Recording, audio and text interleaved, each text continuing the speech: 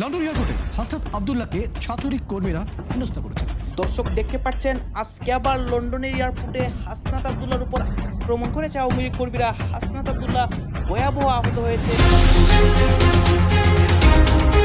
এদিকে আজ আবারও হাসনাত আব্দুল্লাহর উপর লন্ডনের এয়ারপোর্টে আক্রমণ হয়েছে। আওয়ামী লীগ কর্মীরা ভয়াবহ রূপে আক্রমণ করে সাদিক কায়েমও আহত হয় হাসনাতের সাথে। এই নিয়ে লন্ডন সহ বাংলাদেশেও ধ্বংসলীলা। এই সমন্বয়টা রাস্তাঘাটে, এই যারা ছাত্র নেতা আছে রাস্তাঘাটে পেটুনি খাবে, আজকে শুরু হয়েছে কিনা। তোমার এখন লন্ডনে গেলেও পেদাবে, স্পেনে গেলেও পেদাবে, আমেরিকায় গেলেও পেদাবে। আমরা কিন্তু এগুলো সামাল দিতে দিতে আমরা এখন ট্রেন আপ হয়ে গেছি। আমরা জানি যে আমাদের কেমন একা চলতে হয়। এই দেশে যদি কোনোদিন আওয়ামী লীগ আসে, তাইলে সেদিন আপনার পিঠের চামড়া, পেটের চামড়া, নিচের চামড়াটা আমরা কোনো কিছু থাকবে। হাসনাত আব্দুল্লাহ গতকাল লন্ডন অক্সফোর্ড ইউনিভার্সিটিতে গিয়েছে। সেখানে আওয়ামী লীগের কিছু নেতাকর্মীরা এসে তাদেরকে স্বৈরাচার বলে আখ্যায়িত করে গালিগালাজ করা শুরু করেছে।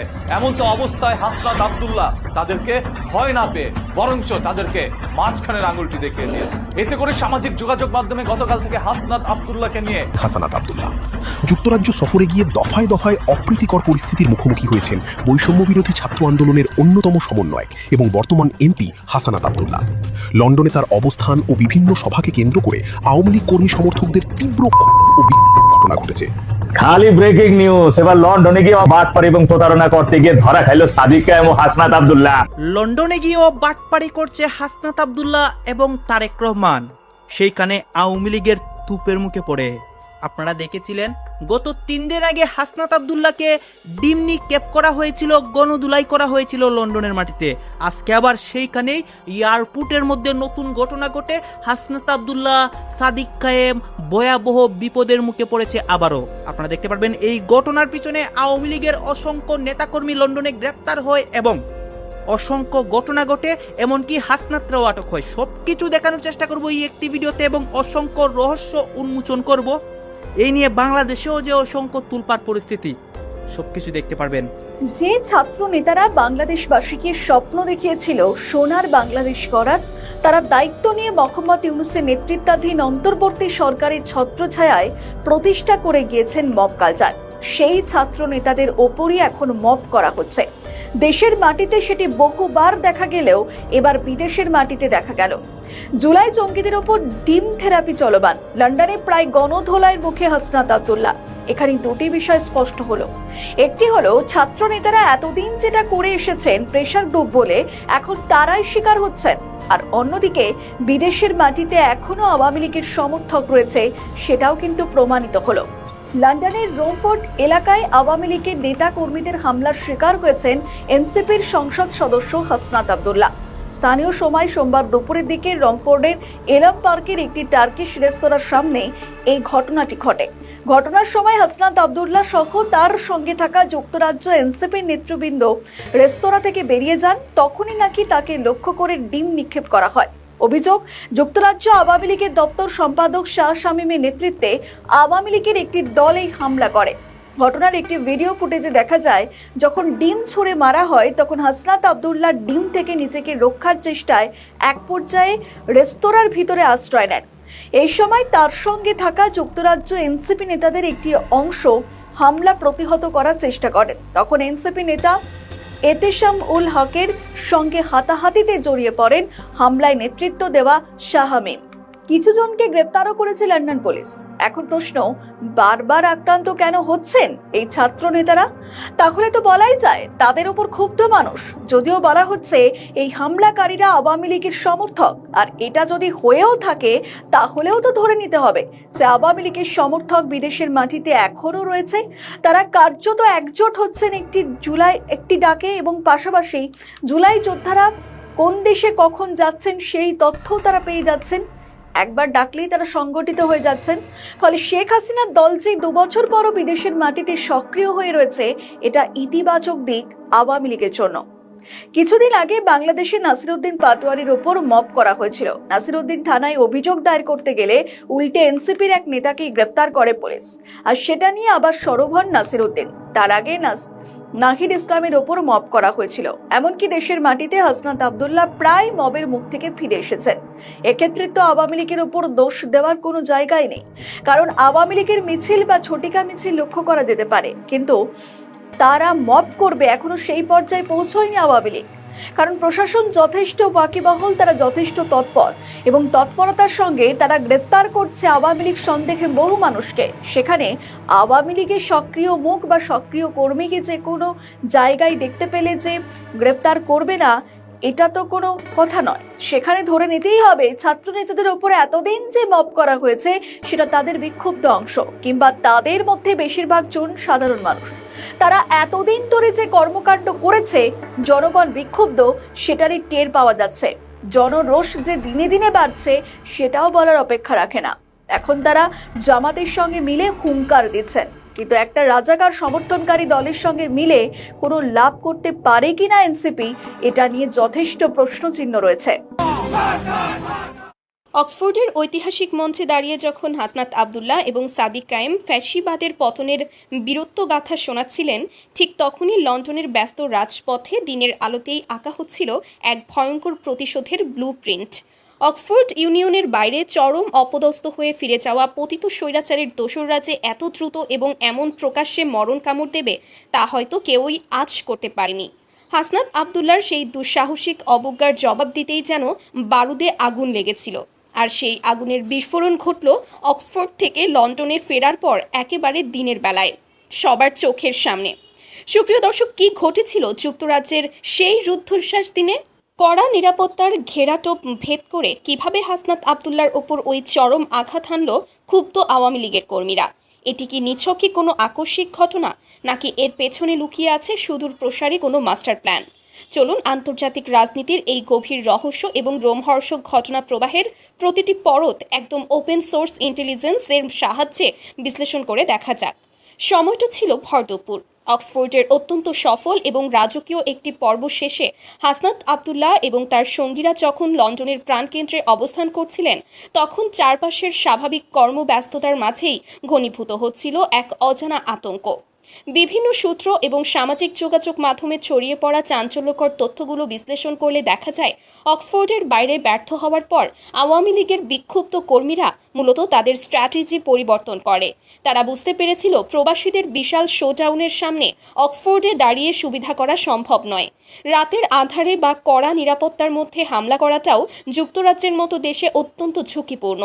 তাই তারা অত্যন্ত সুকৌশলে হাসনাত আবদুল্লার গতিবিধি নজরদারিতে রাখে এবং দিনের বেলাতেই সাধারণ মানুষের ভিড়ের মধ্যে তাকে অপ্রস্তুত অবস্থায় পাকড়াও করার এক দুঃসাহসিক ছক কষে। আধুনিক গোয়েন্দা বিশ্লেষণ বা ওপেন সোর্স ডেটা ঘাটলে একটি বিষয় অত্যন্ত পরিষ্কার হয়ে ওঠে। হাসনাত আবদুল্লার টিমের ডিজিটাল ফুটপ্রিন্ট এবং সোশ্যাল মিডিয়ার চেক ইনগুলোকে খুব নিখুঁতভাবে ট্র্যাক করা হচ্ছিল। লন্ডনের একটি অত্যন্ত ব্যস্ত এবং পরিচিত রাস্তার মোড়ে, যেখানে প্রবাসী বাংলাদেশিদের আনাগোনা সবচেয়ে বেশি, সেখানেই পাতা হয়েছিল এই ফাঁদ। হাসনাত আবদুল্লার গাড়িটি যখন সেই নির্দিষ্ট পয়েন্টে এসে পৌঁছায় এবং তিনি গাড়ি থেকে নামেন, ঠিক তখনই ঘটে সেই অভাবনীয় ঘটনা। চারপাশ থেকে আগে থেকে ওত পেতে থাকা ক্ষুব্ধ কর্মীরা আচমকা তাকে ঘিরে ফেলে। প্রত্যক্ষদর্শীদের বিবরণ অনুযায়ী মুহূর্তের মধ্যেই পরিস্থিতি সম্পূর্ণ নিয়ন্ত্রণের বাইরে চলে যায়। দীর্ঘ 15 বছরের একচ্ছত্র ক্ষমতা হারানোর বেদনা এবং অক্সফোর্ডের সেই প্রকাশ্য অপমান, এই দুইয়ে মিলে আওয়ামী লীগ কর্মীদের ক্ষোভ তখন চরমে। প্রকাশ্য দিবালোকে শত শত মানুষের সামনে হাসনাত আবদুল্লাহকে হেনস্থা করার চেষ্টা এবং এরপর শুরু হয় চরম হট্টগোল ও শারীরিক সংঘাত। বলা হচ্ছে ক্ষুব্ধ জনতার সেই রোষানলের মুখে রীতিমতো কোণঠাসা হয়ে পড়েন এই তরুণ নেতা। বাংলাদেশের স্বাধীনতা যুদ্ধের নেতৃত্ব দিয়ে আওয়ামী লীগ যাদেরকে পরাজিত করেছিল 1971 সালে, 2026 সালে এসেও সেই তারাই এখন কম্পমান আওয়ামী লীগের ভয়ে। কারণ আওয়ামী লীগের রাজনীতি মানেই তাদের রাজনৈতিক কবর। প্রতিদিন ফেসবুকে স্ট্যাটাস দেওয়া হচ্ছে, ওরা আসছে, ওরা আসছে, ওরা আসছে। এই যে ওরা আসার সিনড্রোম, সারা বাংলাদেশে আওয়ামী বিরোধীরা তাই কম্পমান। প্রশ্ন হলো, বিএনপির জন্ম 1978 সালে হলেও তারা আওয়ামী লীগের ভয়ে এতটাই ভীত যে বাংলাদেশ বিরোধীদের সঙ্গে, জঙ্গিদের সঙ্গে হাত মিলিয়ে আওয়ামী বিরোধী প্ল্যাটফর্মকে আরো বিস্তৃত করতে তাদের একটুও বাধছে না। অথচ তারা মুখে বহুদলীয় গণতন্ত্র, মুক্ত রাজনীতি সহ কত গপ্পই না দিয়ে বেড়াচ্ছে।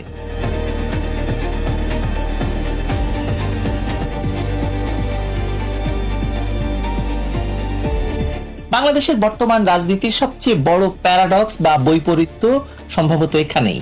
একদিকে বলা হচ্ছে আওয়ামী লীগ শেষ, আওয়ামী লীগের অধ্যায় ক্লোজড বা চ্যাপ্টার ক্লোজড, আওয়ামী লীগ জনগণের সমর্থন হারিয়েছে। অন্যদিকে একই সঙ্গে আওয়ামী লীগের সম্ভাব্য প্রত্যাবর্তন ঠেকাতে বিএনপি, জামায়াত, এনসিপি এবং তথাকথিত জুলাই শক্তির নেতারা প্রতিদিন সতর্কবার্তা দিচ্ছেন, প্রতিদিন ফেসবুকে স্ট্যাটাস দিয়ে নিজেদের ভয় প্রকাশ করছেন। তারা এতটাই ভীত যে তারা হয়তো ঘুমোতেও পারছেন না ঠিক মতো। কখন তাদেরকে রাস্তায় আক্রমণ করে সাধারণ নাগরিক, এই প্রশ্ন তারা তুলছেন। রাজনীতিতে সাধারণত মৃত প্রতিপক্ষকে নিয়ে কেউ এত উদ্বিগ্ন থাকে না। যে শক্তি সত্যিই বিলুপ্ত হয়ে যায় তাকে নিষিদ্ধ করার প্রয়োজন হয় না, তাকে নিয়ে প্রতিদিন বক্তৃতা দেওয়ারও প্রয়োজন পড়ে না। একটু পিছনে তাকাই চলুন। একটি জাতির ইতিহাস না বুঝলে তার বর্তমান রাজনীতিও আমরা বুঝতে পারবো না। আওয়ামী লীগ কেবল একটি রাজনৈতিক দল নয়, এটি বাংলাদেশ রাষ্ট্রের জন্মের সঙ্গে অঙ্গাঙ্গিভাবে যুক্ত একটি রাজনৈতিক প্রতিষ্ঠান। 1949 সালে প্রতিষ্ঠিত এই দল বাংলার মানুষের ভাষার লড়াই, স্বাধিকারের আন্দোলন এবং সশস্ত্র মুক্তিযুদ্ধে নেতৃত্ব দিয়েছে। এই দলের নেতৃত্বেই পাকিস্তান ভেঙে বাংলাদেশ জন্ম নিয়েছে। সেই ঐতিহাসিক শেকড়কে কোনো নির্বাহী আদেশ বা সংসদীয় অধ্যাদেশ দিয়ে মুছে দেওয়া সম্ভব নয়। তাহলে প্রশ্ন হলো, শেখ হাসিনার সরকারকে কেন সরানো হলো, কিভাবে সরানো হলো? এখানে একটি গুরুত্বপূর্ণ ভূরাজনৈতিক প্রেক্ষাপট আলোচনায় আসা দরকার। শেখ হাসিনা যে কারণে আন্তর্জাতিক মহলের একটি অংশের বিরাট ভাজন হয়েছিলেন, তার অন্যতম প্রধান কারণ হলো তিনি বাংলাদেশকে বিদেশি স্বার্থের কাছে ইজারা দিতে রাজি হননি। বাংলাদেশের সমুদ্র বন্দর, সেন্ট মার্টিন দ্বীপ সহ কৌশলগত ভূখণ্ড নিয়ে বিভিন্ন বিদেশি শক্তির আকাঙ্ক্ষার বিরুদ্ধে তিনি দৃঢ় অবস্থান নিয়েছিলেন। একটি সার্বভৌম রাষ্ট্রের নেত্রী হিসাবে জাতীয় স্বার্থ রক্ষার এই অবস্থানই তাকে কতিপয় বিদেশি শক্তির চক্ষুশূলে পরিণত করেছিল। ফলে ছাত্র আন্দোলনের আড়ালে যে ক্ষমতার পট পরিবর্তন ঘটানো হয়েছিল, তার পেছনে কেবল অভ্যন্তরীণ রাজনৈতিক অসন্তোষ একমাত্র কারণ ছিল না, বহু কারণ মিলিয়ে শেখ হাসিনাকে ক্ষমতাচ্যুত করা হয়েছিল। আর এই প্রেক্ষাপটেই অবৈধ ইউনূস সরকার 2025 সালের 10ই মে আওয়ামী লীগের রাজনৈতিক কার্যক্রম নিষিদ্ধ করে। সেই নিষেধাজ্ঞা আইন সিদ্ধ করতে 2009 সালের সন্ত্রাস বিরোধী আইন সংশোধন করে অধ্যাদেশ জারি হয়। পরে ইউনূস সরকারের বর্ধিত সংস্করণ তারেক রহমানের সরকার ত্রয়োদশ জাতীয় সংসদে বিএনপির 2/3 সংখ্যাগরিষ্ঠতার জেরে সেই অধ্যাদেশ অনুমোদন দেয়। এটি কেবল আইনগত প্রক্রিয়া নয়, এটি একটি সুগভীর রাজনৈতিক প্রতিহিংসার প্রাতিষ্ঠানিক রূপ। কারণ যে দলটি বাংলাদেশকে স্বাধীন করেছে সেই দলকে সন্ত্রাস বিরোধী আইনে নিষিদ্ধ ঘোষণা করা ইতিহাসের একটি নির্লজ্জ বিকৃতি। ব্রিটেনের বিখ্যাত থিঙ্ক ট্যাঙ্ক চ্যাথাম হাউস এই বিষয়ে যে বিশ্লেষণ দিয়েছে তা বিএনপি এবং তাদের মিত্রদের জন্য এক রাজনৈতিক আঘাত। আসলে চ্যাথাম হাউস স্পষ্টভাবে বলছে, বাংলাদেশে গণতন্ত্রকে সত্যিকার অর্থে পুনরুদ্ধার করতে হলে এবং রাজনীতিকে জনগণের কাছে ফিরিয়ে দিতে হলে আওয়ামী লীগকে রাজনীতিতে অংশগ্রহণের সুযোগ দিতে হবে। অর্থাৎ আন্তর্জাতিক রাজনৈতিক বিশ্লেষণের দৃষ্টিতেও আওয়ামী লীগকে নিষিদ্ধ রেখে বাংলাদেশে কোনো অর্থবহ গণতন্ত্র প্রতিষ্ঠা সম্ভব নয়। এই সত্যটি বিএনপি, জামায়াত এবং এনসিপি মানতে নারাজ, কারণ এটি মানলে তাদের ক্ষমতার ভিত্তি দুর্বল হয়ে যায়। গত বছর হাসনাত আব্দুল্লাহ ঘোষণা করেছিল আওয়ামী লীগের চ্যাপ্টার ক্লোজড, কিন্তু 1 বছর পর বাস্তবতা কি? হাসনাত আব্দুল্লাহ গতকাল লন্ডন অক্সফোর্ড ইউনিভার্সিটিতে গিয়েছে। সেইখানে আওয়ামী লীগের কিছু নেতাকর্মীরা এসে তাদেরকে স্বৈরাচার বলে আখ্যায়িত করে গালিগালাজ করা শুরু করেছে।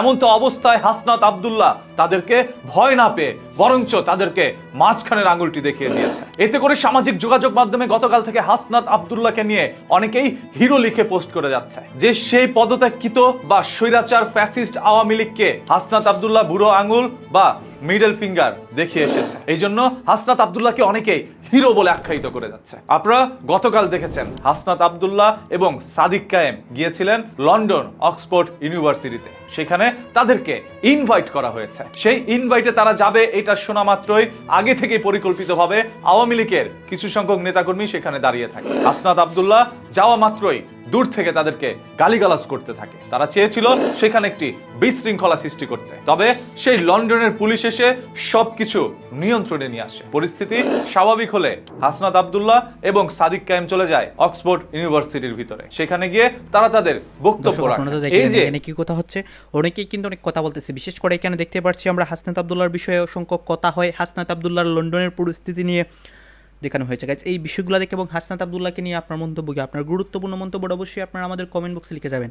সর্বশেষে আপনাদের কাছে আমাদের একটা ছোট্ট রিকোয়েস্ট থাকবে, আপনারা আমাদের চ্যানেলে নতুন দর্শক হয়ে থাকলে চ্যানেলটি সাবস্ক্রাইব করবেন এবং পাশে থাকা বেল বাটনটি বাজাবেন যাতে করে নেক্সট ভিডিওটা সবার আগে আপনাদের কাছে পৌঁছে যায়। ধন্যবাদ।